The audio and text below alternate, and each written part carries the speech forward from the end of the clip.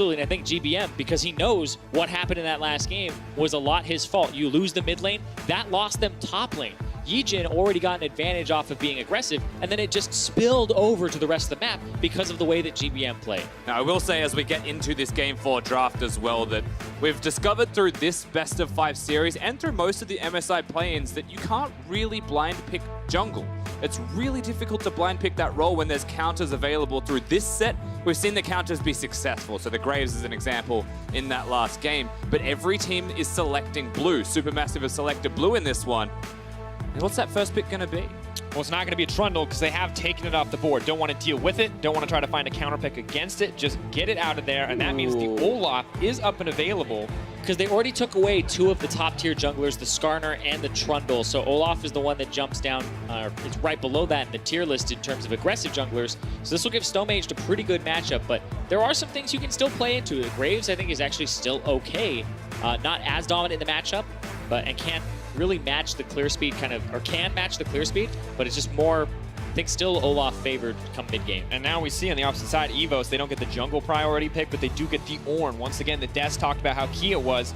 And Warzone, getting his hands on that Cassia one more time. Yeah, he's going to have a super strong pick in the Cassiopeia. It was comfortable. Perhaps the Vladimir doesn't actually come out as a response for the first time, and that's always potentially a mid-lane karma here for GBM into the Cassiopeia. And whilst we see Supermassive's picks, I always wonder if something like a Lee Sin comes out of an Eastern jungler into the likes of an Olaf, just throwing that one randomly out there. Yeah, Lee Sin did get some buffs. Right here, though, you expect the Caitlyn to come through as just that top tier. That's kind of when Kai'Sa's banned away.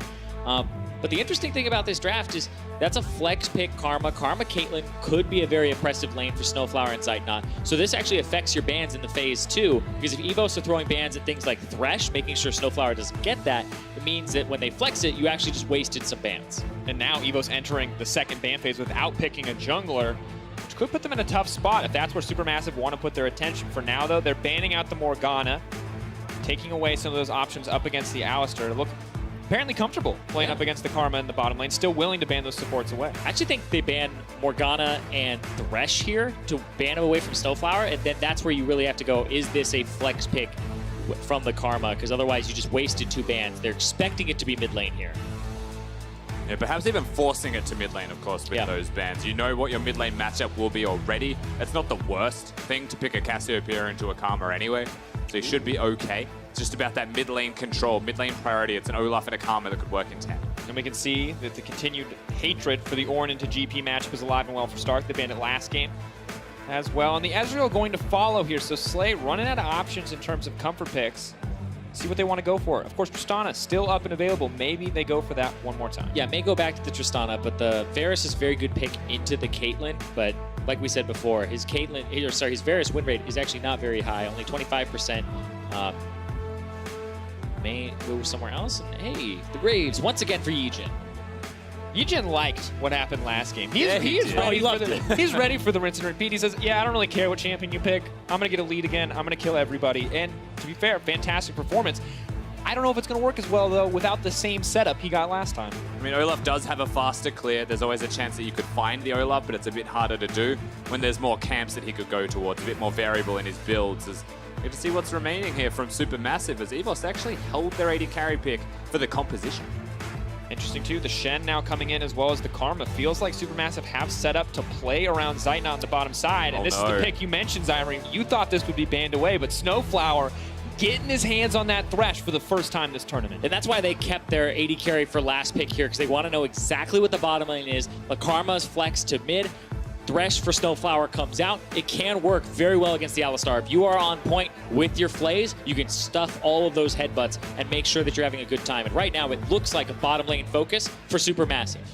As predicted at the start of the day, this time clearly telegraphing it. The Karma, the Thresh, 2 supports there to back up the damage output of Zeitnot later in the game, as well as that comfort jungler for Snowmage. And they finish it off with an Ashe for Slay, something that is often seen into specifically the Caitlyn matchup.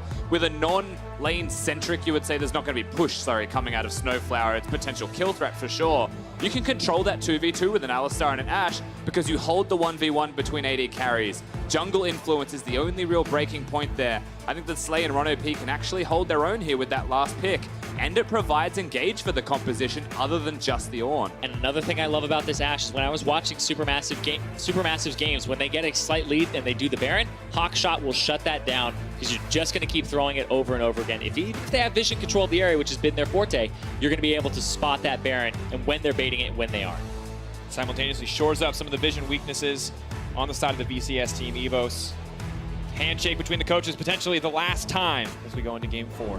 And as we look at these drafts, Supermassive, bottom lane focus. The Shen can go to the bottom side. The Karma can go to the bottom side. You flip it over to the VCS, though, for EVOS. This is one where, once again, Yijin has the controls. He can go to whatever lane that he wants to and kind of spill over from there. So I'm watching the Graves once again. Yeah, it's about freeing up the bottom lane here for the VCS side, unlocking their potential to engage, to utilize the rest of the draft, and that does revolve around the jungle, revolves around the mid lane even in Warzone, and that can all leak towards top. And when it comes down to match point, when it comes down to game 4, Supermassive once again bet on their bot side focus. And EVOS ready to try to shut it down, ready to try to mix it up. The Graves, the terrifying Graves pick in the hands of Yijin. Uncontested in the draft. We'll see if it works out as well this time. Yeah, expecting him to get up in Snowmage's face very early on in this game, especially since right now, in terms of the lanes, you would expect Supermassive to have priority mid with Karma early, and then you expect the Ornn to at least kind of seed the lane early. So when Yijin does go for an invade, it won't be favored for him, but I still expect him to go for something like that because of the style. Yeah, it's actually super good to have Grasp of the Undying as Shen into Ornn for the level 1 strength. You have the taunt, so of course you can stand there next to him, get the procs off. You should be able to win the trades, particularly at level 2 as well. And while Stark should always have push, not that early. It's a couple rotations of spells. You can win that lane as Shen, and you can unlock Stomage. Yeah, and Fabulous, last time he played this matchup, he had actually taken the Conqueror into the Ornn for the 1v1, but he's actually very much so respecting Stark and saying, I don't need to kill him, and I probably can't kill him, but I'm just going to go ahead and play for the team, play for the bottom side of the map, and go back to the strategy that had been working for Supermassive. Slow things down, play to the bottom side, allow Zeit not to carry, and they have shields to allow him to do that. Have to see the execution here in the early game. Of course, talked about the junglers being important. Supermassive investing a lot to track Graves' early pathing. And you can understand why when you look at Yijin's numbers from the previous game. This time he is going to get a leash on the top side from the Ornn, but oh yeah, folks, that's a 40 CSD on a jungler. I mean, he was 4 levels up. He was the highest level in the game at one point. That's insane to see from a jungler. Like, that's my boy right there. I'm going, as a jungle main, that's what I like to see on the stage, because so often we're kind of the secondary wards, we're the secondary supports, we're the tanks. It's like, I like to see the diversity coming through and have a successful showing. Yeah, it was all about him as well, taking the objectives by himself as needed. Went for the early Infernal Drake while the rest of his team was fighting. And what more would you want from a Vietnamese jungler other than unbridled aggression and the self-interest of a jungler that the team works around incredibly well? Wow, so that ward from earlier. Yeah, paying off dividends at this point. Snowflower, Zeitnot have to be careful. Yeah, they know that he's there, and they just hit level 2 on Snowflower and Zeitnot. They're waiting for level 2 on Ron OP so that he can go in. Headbutt Pulverize. There it is. Yijin on the backside. He's going to move into the middle of the team. Ooh, Guardian of Snowflower. What a predict.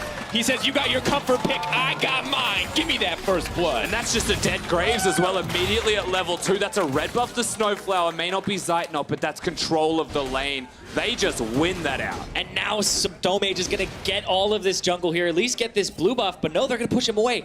That is really well done there from EVS. The fact that they're making sure that even though Yijin died, he's not going to lose the maximum for it. They're protecting it. JVM blew the TP to try and make something happen there. Didn't see if a Hex Flash. Zeitnot. Ash looking for the slowdown. Going with the headbutt on a creep, trying to taxi his way in there. The Ignite is there. Snowflower now moving in. He has the red buff. Good damage coming from this threat shift. The fight extends, but Warzone is there to back him up. Every advantage Supermassive just got getting thrown away in the overextend. Yeah, Supermassive are still going to be ahead about 600 gold, though, because of the farm that they picked up and because of the fact that it was a first blood, too. So they get something back. You still have to salvage the jungle situation, though, and you're going to see that Yijin's going to catch up a bit. And credit to Warzone for being there to get the kills as well. Staying in the jungle, he sees someone going for the Scuttle Crab, cancels his recall to stop that, but then uses that momentum. Well, I'm already here, go straight towards the bottom lane. The real winner is definitely still Stomaged, but Yijin's still with a fighting chance because the team's able to work around it. Yeah, this TP from GBM that makes everybody pull off. I love just the way they play defensively, and that hook. Oh, man. Snowflower finally gets the thresh. What did we say? I thought I'd never want to play support again. That man right in that moment made me want to play support. That was crisp. That's one where he's up against the wall, so he just throws it alongside the wall. The only way you avoid that is a flash, You can flash to the back, right. yeah, back into our territory. Yeah. You can flash. Either way, you're going down. And, you know, we didn't see Snowflower get his hands on this pick for the longest time. Now does get it, and I think that's exactly the kind of confidence play you want if you're members of Supermassive. Our player gets his best champion and starts killing people with it. That has to make you feel good when your back is against the wall and your opponents are on match point. He got it once during the regular split, so the group stage rather, won with it as well. Looked incredible on it on top of that. And that was the moment, you know, everyone was saying ban his thresh. Now, okay, is it actually that? Yes, it's actually that good. And now you get it again, and he doesn't miss the hooks. And just moments away from getting the trap down as well. Snowflower and Zeitnot confidently in control of the bottom lane. We know the Ashe and the Alistar are there to set up the engages potentially for somebody else, but the Graves falling behind means they're not quite getting the same level of attention they got in the previous game. Yeah, the Graves are going to have to play catch-up himself and go through the jungle and try to just constantly clear. He's down a level right now. Stonmage up and ahead, so the Graves won't have that same type of impact. We'll try to go for a little bit of the contest in the river, though. We'll see what happens, but Stonmage wins pretty much all 2-on-2s and 3-on-3s. Oh, Snowflower is going to get engaged on. Warzone around, but not in the best spot. Ron P just trying to buy space for his 80 carry to last hit. But I got to say, Warzone being very active and getting out of this mid game, laying down a little bit of vision, kind of checking out, and really letting the team know where Stonmage is. And doing what his jungler can't do effectively, right? Not just doing it because he can, but he knows that the Graves can't help. He's on the opposite side of the map. They're worried about being dove, and rightly so. There was a big minion wave crashing down. And Warzone, very smart and very aware of the state of the map, able to actually help that out. And he's going to have to keep that up because if GBM has that teleport, and if Warzone wants to answer any of the roams that come through, he's going to have to be on top of his game. If he can get a lead in this mid lane and use that kill that he got earlier to pressure GBM, then they're in a really good spot to win the middle of the map for EVS and then transition that to other lanes. Here comes the Predator.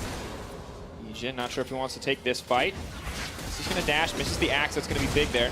Stonmage has to back off. Warzone ready to spawn. And as we check in on the mid lane, you can see the kill. Definitely going to help for the Cassio. Oh, to hold that thought. Snowflower. TP. Back. TPs are coming in. They may be looking for that early fight. Shen ultimate is there. They're going to try to start this one off. Keep your eyes on that Ornn ulti. Where's it going to go? Knocks up 2 members. Slay over the wall. Is going to take a Yijin in a great spot. Warzone with the ultimate. Ornn from out of nowhere. Coming in clutch to win this one out. Taking out the Shen too. That is a disaster for Turkey. Vietnam comes up huge. Stark's TP changes everything.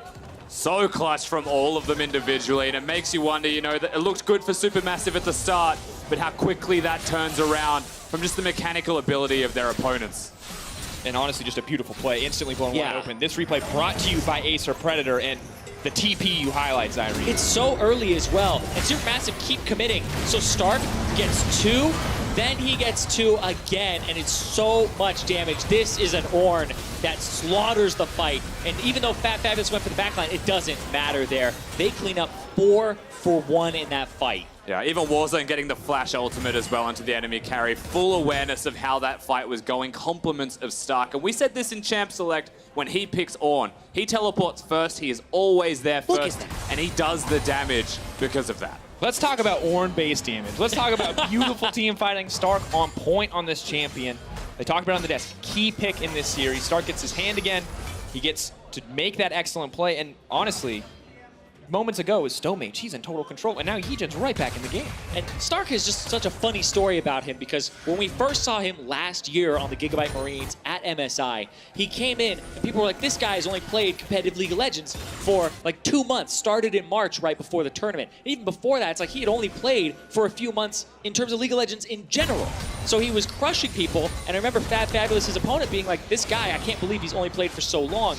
Because for so short a time, because he's so good at the game. And now we're seeing it a year later. He has a lot of these TP mechanics down. He's understanding all of the intricacies of how to play the top lane, and he is this enormous carry for them. I mean, he even went into retirement for like a month. Yeah, well, he keeps retiring for the shortest amount of possible times here, Zyrene. But he's back once again. He's on the main stage once again. Stonmage now looking. Get something back. CC is there, chaining it down on a Snowflower. They're going to try to take him out. Snowflower ignited and is going to fall. Slay not hesitating. They're going to trade 1 for 1. Now they have the man advantage. Slay just going to walk it out, but Real aggressive, actually. And top. Fabulous. The CC is going to start to come in. Spirit's Refuge not going to help against the magic damage of that Cassio. Auto attacks only. Oh, he's burning down for the red. He's trying to heal. He can't get it. Action across the map. Kills traded back and forth, and Yijin exactly where he's needed to bring it home for the team. There's so much extra damage from the red smite that a lot of those fights just get turned because of it. We see it come up big there. Yijin, 2-1 and 2. Once again, another fantastic game. Yeah, and it all starts on the bottom side of the map as well. Before all of this, really well done from Yijin. Point blank, of course, with all of the spells to secure that. Stomage knew that there was a challenging smite on him, hoping to heal perhaps from hitting the ward. Not to be seen. There was a fight in bottom lane. Slay flashes aggressively forwards to secure the kill, secure the trades, and that was what was left afterwards. A massive victory for EVOS. And we've said it time and time again throughout this series. I feel like a broken record, but when EVOS gets the game pace going, that's the game that favors them. We saw Supermassive. They got first blood. Then it's turned around. EVOS constantly having the fights, and then you can't keep up with the pace. We see Supermassive falling behind. And last game, it was GBM getting over-aggressive that got this ball rolling for EVOS. This time, it is all about Stark coming down, getting this team started. He knows his team can keep the tempo going if he gets them started, and it works out beautifully across the board. Yeah, the fact that the team play from EVOS works from mid to jungle and to top lane, they can all cascade together. If one falls down, the other one can pick them up. You're seeing legitimate team play from a side that when you watch their finals, you're like, I mean, they're aggressive. They're all over the shop. They don't really slow the pace of the game down. They don't set up for things. Well, they don't need to set up for things if they're just all on the same page. It's working out brilliantly. Absolutely is. Of course, one shining light for Supermassive. The big damage for Zeitnot. 0, 2, and 3. Yes, he's behind the Ashen Gold because of all the kills and assists that Slay has managed to pick up, but the farm is coming through. He is ahead in CS. It is a small advantage for sure, but it is something. This arrow. It hits. Oh. That was amazing. That was right on target as well. That's just the flash expended. No teleport even there for GBM. That would have been huge. GBM wouldn't have been able to flash. They would have been able to put the grounded on him. And looked like Stark was roaming with ultimate too. Here's the thing, guys. GBM, normally the one proactively moving around, but he is living under his tower this game. He went from diving 24/7 as the Vladimir, sometimes ill-advised, to hiding here. Oh, not again. Another Hex Flash. Luckily, they have the vision there, but sadly, GBM has been invisible. Luckily, mid-jungle, both there in the mid lane. And you can really tell that his aggression has been tempered, not just from him as a player in this game, but even from the draft going for the Karma. But speaking of aggression, they're looking. Yeah, and he's the only person on his team that hasn't died, so he's reeling it back, saying, you know what, I'm not going to have that happen again. I've learned from my mistakes. But his team is now making a lot of the mistakes that he did before. And this is a problem still for them because he's the Karma and the Caitlyn's behind. That's the other damage carry. Well, Stomage right there. Warzone going to be in a tough spot. Shen ulti is coming out. They stand united, but Fab goes in all on his lonesome. The ultimate, the stun. The CC's going to come in. Shen's not going to be able to push any buttons. Is he going to get taken down? Yes!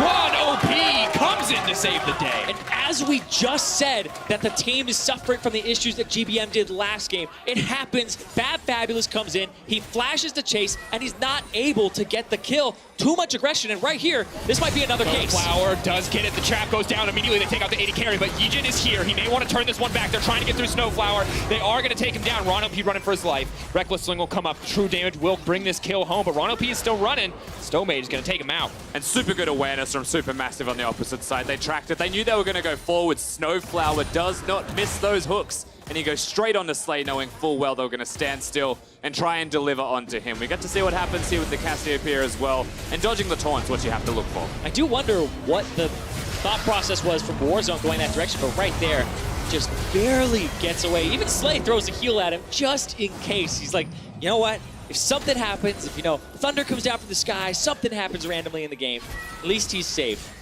With this hook from Snowflower, exactly where it needs to be, the boxes there. He knew he was going to get comboed, and he chooses not to play the Alistar out of that. Instead, he wants the kills onto the opponents. Very successful from them as a counterplay, where EVS go a little bit too far. Absolutely the case. And Zeitnot, of course, pairing up very nicely with Snowflower. You see the disappointment when the initial play goes against them, but Zeitnot and Snowflower coordinating well on that thresh hook, making sure they get the maximum there in terms of kills. Once again, it does not get them out of this 2.4k gold deficit, but it is a start. It is the Caitlyn getting a little bit more under her belt in terms of gold and items. Yeah, and Fabulous there on the player cam. this has to be such a stressful series for him. This is a revenge series up against Stark from last year with the Gigabyte Marines versus Supermassive, the 3-1 series. And so far, Fabulous's scorelines have been 1-6 in one of their games. He went 1-6 in the last game, and now he's 1-3 to start this game off. And you can see EGame is just having a field day in the jungle. I mean, look at the CS. We took a break to look at the bot lane CS. We go, ooh, Supermassive, nice. And then we take a look at the jungle CS. Remember the plus 40 at 15 minutes? It's about to be 15 minutes, and it's around that plus 60 area. EGame died. Sidestep. They're going to fight coming in. They're going to kill both of them. Hunting for the Olaf. EGame, no flash available. Fabulous, so the one in trouble. He's the sacrificial Shen. GBM wants to save him. He doesn't have enough shielding. He just blasts them, and he's far ahead in farm. Warzone's right here. GBM needs to run. He's walking through Graves because it's the better option. Oh no, the knockup is there. This is disastrous for Supermassive. EVS just picking him off. And they give the kill over to Yijin, and he's going to take the Wolves on the way out. He's taking everything. He's 2 levels up. Remember, this guy died level 2 and struggled to pick up his jungle, but that's the only death he's had all game. He's now out farming his top laner. He's chasing his mid laner in CS as well. This guy takes everything. Look after your firstborn as well. Oh, he takes those second blues. He takes everybody's lives on the map. I am loving this. I mean, the Shen TP in there was brave. Let's be honest. That Graves probably would have dived there if he had a flash. And, guys, we've said this. And Yijin just continuing the trend of Vietnamese junglers. It doesn't matter if it's a local stage. It doesn't matter if it's international. It doesn't matter where they play. These guys are insane at the jungle role. Yeah, frankly, it's good to see another one come through, right? You lose Levi, you're like, oh no, is this it? Yeah. But here comes the third coming of the aggressive jungles on the international stage. And that's been a big worry, is people going, oh, Gigabyte Marines, as soon as the Vietnam region got made into its own tournament that went right to MSI, people were saying, oh, well, Levi left and went to North America. Gigabyte Marines are going to be garbage now. It's like, that was the only good team. EVOS is saying, no, that is not the case, that they deserve the respect, that Vietnam as a region is powerful, and that they need to be respected because they are producing talent constantly, and Yijin has come up all right now, and we're seeing another one of those prodigies. And they beat them to get here. Yep. Absolutely taken down. New Gigabyte Marines lineup, new EVOS lineup looking so powerful. And this is an organization that's been praised in Vietnam for its structure, for having the support structure, for trying to do it, you know, all the way top down. Not looking for anything sketchy, just wanting to bring home high quality organization, support staff to support the team, and it's paying off. You can see how well coordinated they are, and on top of that, the individual talent to boot. It's just so good. 3 levels up now for Yijin. It's just well, Stone Mage is almost. We were almost level 10. We've been here. Guys, this is deja vu. The only difference is GBM's now looks like a Karma. Now looks dead. Once was a Karma, unfortunately has since passed away. Pressure in the mid lane as well. It's not just Yijin that's ahead, it is Warzone. He was the one that kicked this all off in the first place. And it's not just one turret they're looking for, it's 2. And this is where desperation is going to kick in for Supermassive. They're going to start flailing, trying to figure out how to deal damage control and make sure that they can stop losing this game. But right now, EVOS, they're snowballing effectively. Ornalty coming in, maybe looking for the disengage. Snowflower over the wall, not going to get caught out. But guys, Supermassive had to be hopeful. They had to be thinking, this is where we can come back. We can bring it to game 5. But right now, EVOS are making this look like a pub stomp. These guys are crushing. These guys are tearing through the opposition. Here comes all of them. EVOS now looking. The flash out already. Immediately, Warzone in the middle of everything. So much damage. Warzone is going to get taken down, but the Graves is alive and well. GBM on the backside. Slay looking for a way into the fight, but Zeitnot is uncontested. Heading home on to start. Getting the damage down. The tank line is going to fall. GBM protecting the team. Fabulous on the front line. Ron OP trying to buy a little bit of space. Yijin not sure if he wants to move in or out, and they're giving kills over to Zeitnot. He's now on the hunt, looking for a bit more. The Ashe trying to disengage, but the Defiance from Karma speeding him up. Are they going to keep going for the chase? Supermassive. Can they extend this play a little bit further? Doesn't look like it. I don't think it's worth going forward for, especially when there's an Ocean Drake on the table. That's something that they could pick up if they wanted to. But they're going to go for the turret pressure instead on this bottom side. Finally get a first turret for themselves. And you were seeing Zeitnot now start to warm up to the game. He's starting to really feel himself, and he's got those kills now in the back pocket. So if he gets that money spent even more so, he's the player you have to look at as the standing defiance against the opponents of EVOS here. Yeah, he's the beacon of hope right now for them. And this right now, this is the tournament lives. for Supermassive. They lose this, they are out. They cannot get that group stage. They cannot actually have that kind of group stage playing by into Worlds, and then that would once again potentially go to Vietnam. Yeah, and of course GBM in this replay just dies extremely quickly, and of course you get to watch EGame's perspective of this. Annihilated. It's collateral damage, for sure. I think intentional target at that point.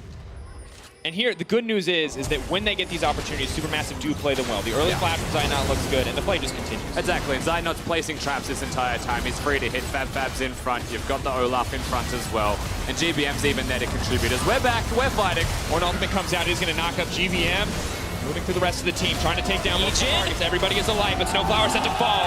Caitlyn getting shut down by the Graves. EGen is cutting through the entire lineup. He may just turn his focus to GBM. Stomach's gonna keep going. He wants a little bit more of the flash forward. He's feeling himself. The double, the triple, he's cutting down. Let's go, Yejin on the stage. The triple kill, 8-1 and 4. He is going off. Still pushing now, going forwards. EVS at the very least will get themselves inhibs.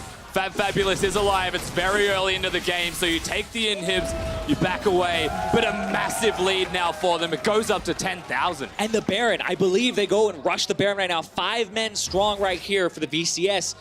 Yejin leading the charge, diving in. This guy is at 11,000 gold. He has the most in the entire game, and he is 5,000 ahead of the other jungler. Absolute insanity. The execution here in these fights, every single one of them, seems to be going in the favor of EVOS. One misstep here or there, but the rest of the game absolutely controlled. Snowflower walking forward, taking risks here, but Supermassive. 11K down, gentlemen. 20 minutes into this game, standing up against a Baron buff EVOS. It almost feels insurmountable. It all starts once again with Stark going forwards. Warzone as well flashing, but it's Yejin who finds the Caitlyn and is able to kill him before he deals damage. The last fight they lost was Zite not free to farm against the enemy champions. But it's not just that. He doesn't stop when a traditional jungler tends to stop. He flashes in, and he keeps going. Yeah, he has that CDR, he has the red buff, he has all of the damage behind him. And you can see they are hyped for the way this game is going. And now Supermassive, I said they had to get desperate. Look at that. It's completely shut down by the Ashe. Snowflower wants to get the hook, does manage to get it. Maybe they can take down Warzone. Maybe this is the pick that they need. Warzone's still alive, but does get taken out in the end. Ashe trying to disrupt, but it's just the goal in the end as it goes between double drops for Stomaged. Now they have to tend to their side lanes. It's going to be Ornn pushing bottom. Yejin's going to kind of shadow him and make sure that there's no push in mid. So there's no objective reward here for Supermassive. Now Yejin, what is he doing? Oh, here comes the Ornn ulti. Oh, he's going to go for it! No! Oh my god, goodbye! That's not a Kha'Zix, that's a Graves, baby. In the middle of everything, the shotgun hitting home melee range, and he is not concerned, but he should be. The shutdown comes through from GBM. Stark still trying to turn this fight, still trying to keep it going. Meanwhile, Slay is pushing on the top side. Supermassive grasping at straws, just trying to kill the Ornn, but he still makes it out.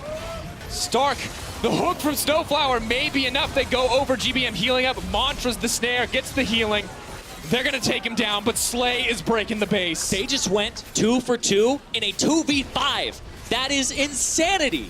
The assassin in the bush as well. They get a turret in the top lane. They start to break the base after 2 of them get caught out of position. How? From a moment when that should never exist, they find the spot where there's no vision from Supermassive, and the greedy pathing from Supermassive gets them punished. And that's the thing where we talk about like the Kha'Zix for Yejin, the 26 bans, the undefeated record for him. He's playing his Graves like it's a Kha'Zix when he chills in the bush. Right here, that's that first kill onto the Cassiopeia. Then they have the Alistar fall down. And then when they go through, it's a legitimate 2v5 that comes out here. And you can just tell Supermassive is so dominant. The region dominant on the stage. They're just not ready for this kind of play. I don't think anyone is. Who does this play? How do you practice against that? I don't think you make it this far into a scrim against a Fed Graves. I just don't think you're ready for this. That's insane. Of course he crits in his first 2 auto attacks as well. Effectively 2 hit the Caitlyn.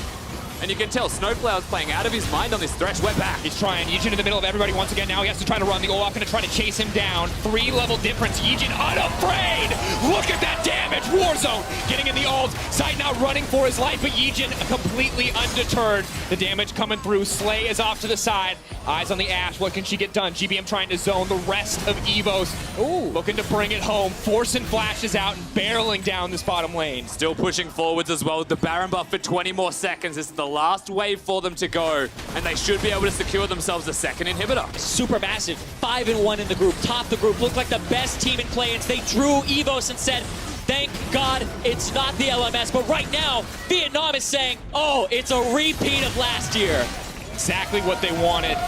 Fans worried, could they carry on the legacy of the Gigabyte Marines? They might even be doing one better. Yijin and the rest of the team, eyes on the prize. He will give his life for this one, but the rest of the team is focusing down. Nexus now set to fall. Supermassive, a desperate stand. Slay continues to auto-attack. They need to get the Ash. Snowflower, desperate to make a play, but that's gonna do it! EVOS earn their place on the group stage. They take down Supermassive. 3-0 the prediction. Goes the other way. 3-1 in the favor of Vietnam. A repeat of last year. Vietnam took down Turkey 3-1 courtesy of the Gigabyte Marines. This year, they don't just prove they can do it again, they prove they can do it with a different team. Yeah, as history repeats itself, it is a brand new team, Zyrene. You're absolutely right. But we see some new stars in the making once again. A team that does beat the Gigabyte Marines to get here. And on the back of their jungler, Warzone stepping up from 2 years ago to what we expected. And Stark's teleport plays, their team fighting. It all comes together in that fourth game. A beautiful performance to be sure. Our crowd, big fans of the VCS representatives. Vietnam can be proud too. Doesn't matter if you take Levi away, doesn't matter if you split up the Gigabyte Marines. Top talent for Vietnam, continuing to show their dominance on an international stage, saying we deserve this spot up there with the best. And my favorite part about this victory was it was one that goes against the stylistic meta. People are saying play through mid and bottom lane. Yijin, the most damage in the game by far, obliterated multiple games back to back, showed that you can carry from the jungle, that you can still do it, and that it is a viable strategy here. And we saw a start. TP's down, sets his jungler up for success, just gets to take a step back and watch him go. Says, hey, I'll throw an Ornal into this fight. How about you two-shot a Caitlyn?